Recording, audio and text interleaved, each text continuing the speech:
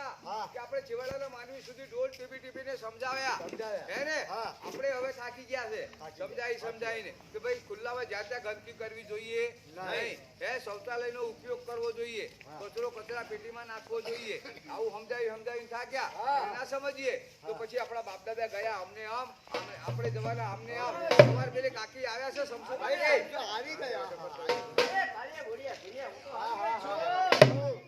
કાળિયા ભુડિયા હું તને એમ કહું છું ને જો આપણા ઘરમાં આપણા પાલિયામાં આપણા રસોડામાં આપણી સ્કૂલની અંદર જો તમે જાતે ગંદકી કરવાની નથી અને આપણે છે ને બીજું અને લીલો કચરો અને સૂકો કચરો અલગ અલગ કચરા પેટીમાં નાખવાનો છે એ કાકા તમે ક્યાં નાખો છો હું તો ગંજારામ નાખી દઉં છું ભાઈ તમારા ઘરની આગળ અમારા ઘરની આગળ આમ નાખી દઉં કાકા એમ ના નખાય એમ કચરો કચરા પેટીમાં નખાય એમ ખુલ્લામાં તમે ઘરની આગળ આવી જતા ગંદકી કરો તો સાંભળો અત્યારે ચોમાસાનો સમય છે હે ને ચોમાસાવાળી આ સમયની અંદર આવો કાદવ થાય કીચડ થાય પાણી ભરાય હે ને અને એમાંથી પાછા મચ્છર થાય પૂરા પડે એ મચ્છર પાછા તમને કરડે તમારા બાળકોને કરડે હે ને તો પાછા ગામમાં મોટી મોટી બીમારીઓ થાય ને હે એટલે કચરો ક્યાં નાખવાનો કચરા પેટીમાં અને કાકા શૌચાલયનો ઉપયોગ કરવાનો હે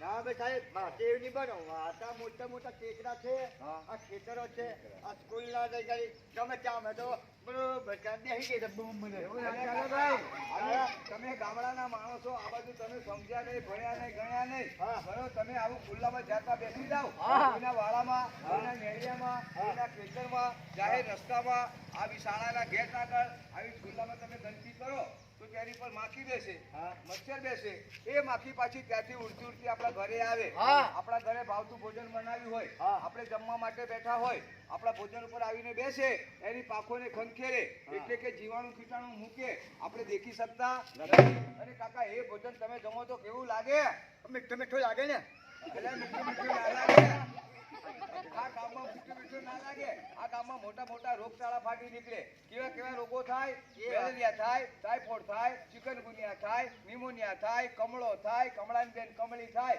અને પછી લાકડા ભેગું થઈ જવાય હવે પાછો પેલો બીજો એક વાયરસ નીકળ્યો ચાંદીપુરા બીજો વાયરસ નીકળ્યો ખબર છે ચાંદીપુરા આ બાળકો માટેનો હે ચાંદીપુરા આ નીકળ્યો છે વાયરસ એટલે આવી બધી મોટી જાતની બીમારીઓ ઊભી થઈ જાય એટલે ખુલ્લામાં ગંદકી કરવાની નહીં આપણે બાળકોને એ જ કહેવાનું છે કે બધાએ શૌચાલયનો જ ઉપયોગ કરવાનો છે બાળકોને એ જ કહેવાનું છે કે જમ્યા પહેલા અને સંડાસ ગયા પછી સાબુમાં હાથ ધોવાની ટેવ પાડવાની છે કેટલા જણા ધોવે પૂછી દો હું પોતે પહેલા ધોઈ દઉં છું સંડાસ અલે પહેલા ના ધોવાય પછી ધોવાના વ્યવસ્થિત સાબુમાં હાથ ધોવાના છે મને તો આદત પાડી છે સમજુ કે આ ધોઈને જાવ કે તમે ગામડાના લોકો સમજ્યા એટલે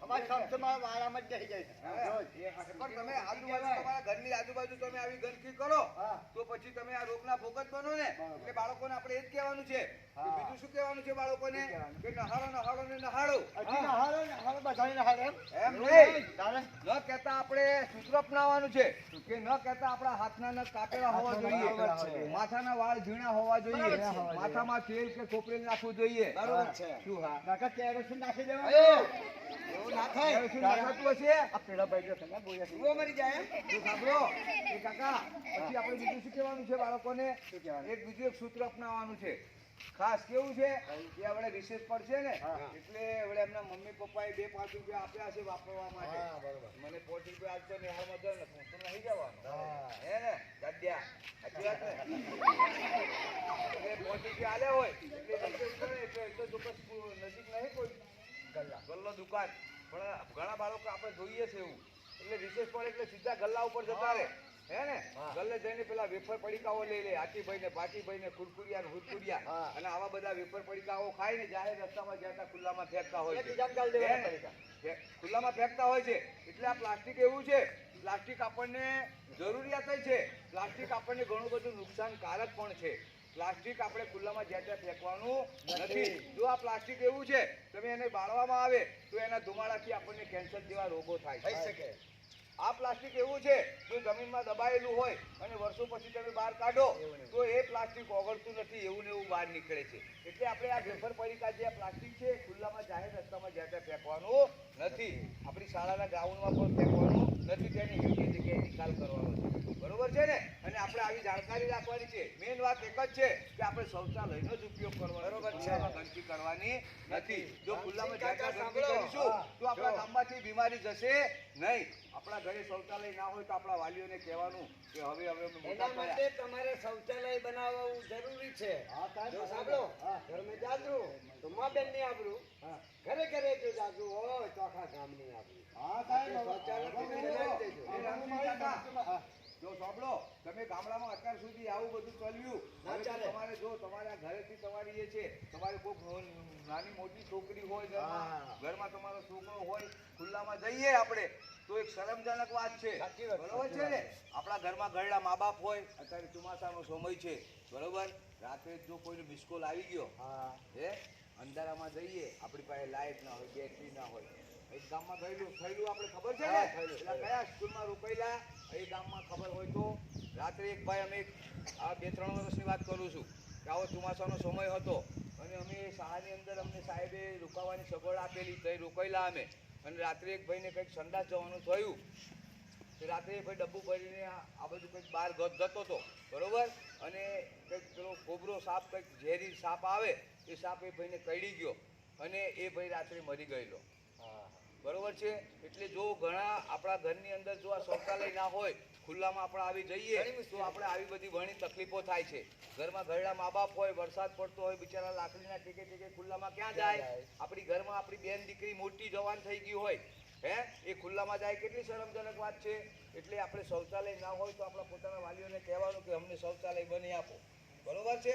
જો આપણે આવી જાણકારી આવી સ્વચ્છતા રાખીશું આપણી શાળામાં, આપણા ઘરમાં, આપણા ગામમાં, તો આપણા શરીર સુધી કે આપણા ઘર સુધી કોઈ દિવસ બીમારી આવશે નહીં. એના માટે એક સુંદર મજાનું ગીત બનાવ્યું છે.